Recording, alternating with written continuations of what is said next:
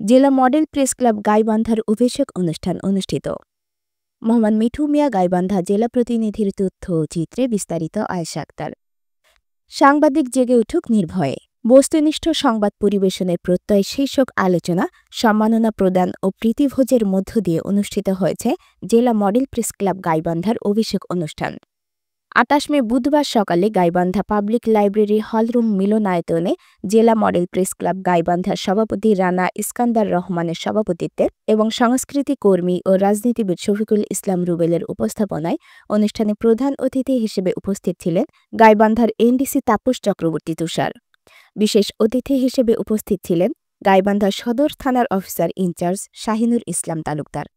বক্তব্য রাখেন সাবেক ভিপি আসমা সাজ্জাদ হোসেন পল্টন, ওয়ার্কার্স পার্টির গাইবান্ধা জেলা শাখার সাধারণ সম্পাদক মাসুদুর রহমান মাসুদ, জেলা মডেল প্রেস ক্লাবের সিনিয়র সহসভাপতি মাহবুব মিয়া, সহসভাপতি সালাম আশিকি, মেহেদী হাসান বাবু, সাধারণ সম্পাদক শাহজাহান সিরাজ প্রমুখ। অনুষ্ঠানে কার্যকরী পরিষদ ও সাধারণ পরিষদের সকল সদস্যদেরকে ফুলেল শুভেচ্ছায় বরণ করে নেন অতিথিবৃন্দ। এছাড়া সাংবাদিক পরিবারের মেধাবী সন্তানদের মধ্যে মাহবুব মিয়ার পুত্র মুরাদ মণ্ডল, সালাম সান ডেমিরেল রুবেলের পুত্র শাহাদ প্রামাণিক, সালেম আশিকির পুত্র আনোয়ার হোসেন ও শাহজাহান সিরাজের পুত্র আবদুল্লাহ আল রোকনকে মেধাবী শিক্ষার্থী সম্মাননা প্রদান করা হয়।